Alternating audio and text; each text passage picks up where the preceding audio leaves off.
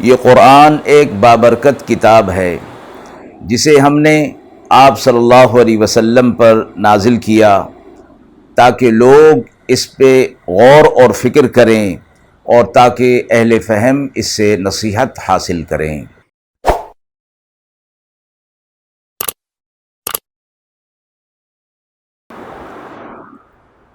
بسم اللہ الرحمن الرحیم۔ السلام علیکم ورحمۃ اللہ وبرکاتہ۔ ناظرین کرام، درس قرآن مجید کے آج کے اس پروگرام میں ہم سورۃ الانعام کی آیت نمبر 12، 13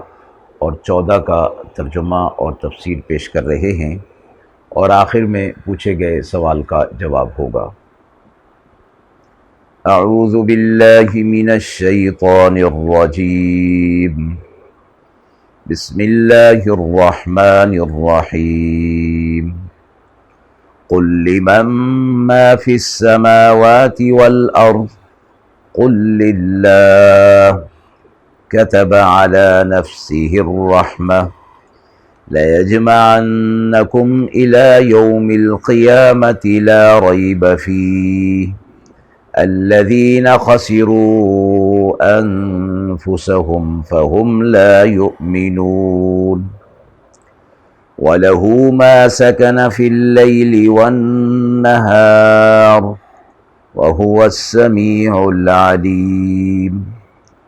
قل أغير الله أتخذ وليا فاطر السماوات والأرض وهو يطعم ولا يطعم قل إني أمرت أن أكون أول من أسلم ولا تكونن من المشركين۔ آیت مبارکہ کا ترجمہ ملاحظہ فرمائیں۔ آپ کہہ دیجئے کس کا ہے جو کچھ آسمانوں میں اور جو کچھ زمین میں ہے؟ آپ فرما دیجئے اللہ ہی کا ہے۔ اس نے اپنے اوپر رحمت لکھ لی ہے، وہ تمہیں قیامت کے دن اکٹھا کرے گا جس کے واقع ہونے میں کوئی شک نہیں۔ جو لوگ اپنے آپ کو خسارے میں ڈال رہے ہیں وہی ایمان لانے والے نہیں۔ اور اللہ ہی کا ہے جو کچھ سکون پاتا ہے رات میں اور دن میں، اور وہ سب کچھ سننے والا اور جاننے والا ہے۔ تو آپ کہہ دیجئے کیا کسی اور کو بناؤں اپنا مددگار اللہ کے سوا، جو کہ آسمان اور زمین کا بنانے والا ہے اور سب کو کھلاتا ہے اور اسے کوئی نہیں کھلاتا؟ آپ فرما دیجئے مجھے حکم ہوا ہے کہ سب سے پہلے میں حکم کو تسلیم کروں اور شرک کرنے والوں میں سے ہرگز نہ ہو جاؤں۔ آیت کی ابتدا آپ صلی اللہ علیہ وسلم کے فرمانے سے ہو رہی ہے اور حکم دیا جا رہا ہے کہ آپ ان کفار سے یہ سوال کیجئے اور پوچھئے کہ ذرا بتاؤ کہ آسمان اور زمین اور اس میں جو کچھ ہے یہ چیز کس کی ملکیت ہے؟ اور آسمان اور زمین کا ذکر کرنا اور اس حوالے سے سوال کرنا اس بات کی طرف اشارہ کرتا ہے کہ یہ خود بھی ایک مخلوق ہے،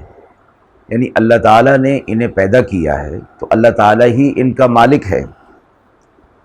تو سوال کرنے کے بعد پھر رسول اللہ صلی اللہ علیہ وسلم سے فرمایا جا رہا ہے کہ آپ خود ہی جواب دے دیجئے کہ یہ اللہ ہی اس کا مالک ہے۔ اور اس لیے کہ اس کا جواب کفار کے نزدیک بھی مسلم تھا، اس لیے ان کے جواب کا انتظار نہیں کیا گیا، باوجود اس کے کہ یہ مشرک تھے، بت پرستی کرتے تھے، لیکن زمین و آسمان، سورج، چاند اور ستارے ان کا خالق اور مالک اللہ ہی کو مانتے تھے، اور بتوں کی عبادت کرنا، شرک کرنا، یہ اس حوالے سے ہوتا تھا کہ وہ ان بتوں کو اللہ تک پہنچنے کا ذریعہ اور وسیلہ گردانتے تھے، یعنی وسیلہ مانتے تھے کہ اللہ تک ہم ان کے ذریعے سے پہنچتے ہیں، جو کہ شرک ہی کی ظاہر ہے کہ ایک صورت تھی۔ تو فرمایا کہ اللہ نے اپنے اوپر رحمت کو لازم کر لیا ہے، اللہ اپنے بندوں پر رحیم ہے، رحمان ہے، اور قیامت کے دن تمہیں اکٹھا کرے گا۔ تم اپنے آپ کو خسارے میں ڈال رہے ہو اور تم ایمان نہیں لا رہے، تو قیامت کے دن بڑا خسارہ تمہارے سامنے آنے والا ہے۔ اور رہی یہ بات کہ قیامت کو تم مانتے نہیں، تو اس کے لیے فرمایا کہ اس کے واقع ہونے میں تو کوئی شک اور شبہ ہے ہی نہیں، یہ دن تو واقع ہو کر رہے گا۔ پھر جو ایمان نہیں لائے دنیا کے اندر، اس دن اس سے بڑے خسارے میں اور کوئی نہ ہوگا، ایسے ہی لوگ خسارے میں ہوں گے۔ زمین و آسمان، دن اور رات میں جو کچھ ہے، اللہ ہی اس کا نگہبان ہے، اللہ علم والا، سننے والا ہے۔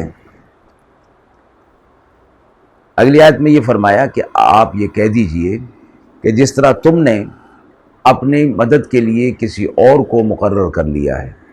تو کیا میں بھی ایسا ہی کر لوں؟ میں بھی اللہ کے علاوہ کسی اور کو اپنا مددگار بنا لوں یا کسی اور سے مدد طلب کروں، حالانکہ اللہ آسمان اور زمین کا بنانے والا ہے، اور جب ان بڑی مخلوق کا وہ خالق ہے اور ان کا پیدا کرنے والا ہے، تو الہ اور معبود بھی وہی ہے، اور وہ سب کو کھلاتا ہے اور اسے کوئی نہیں کھلاتا۔ آپ فرما دیجئے مجھے اس بات کا حکم دے دیا گیا ہے کہ میں اللہ کے حکم کو خود بھی تسلیم کروں، پہلے خود تسلیم کروں، پھر اس حکم کی دعوت اور اس حکم کا پیغام دوسروں تک پہنچاؤں، اور جس طرح یہ لوگ شرک کے اندر مبتلا ہو گئے ہیں، میں ہرگز شرک کے اندر مبتلا نہ ہوں۔ آیت کے حوالے سے سوال پوچھا گیا ہے کہ ان آیات میں منکرین ایمان کو ایمان لانے کے لیے کیا ترغیبات دی گئی ہیں۔ آیت کے حوالے سے آپ صلی اللہ علیہ وسلم کے ذریعے سے ان کو ایمان لانے کے لیے جو ترغیبات دی گئی ہیں، ان میں یہ فرمایا کہ صحیح مسلم میں حضرت ابو ہریرہ رضی اللہ تعالی عنہ سے روایت ہے کہ رسول اللہ صلی اللہ علیہ وسلم نے فرمایا،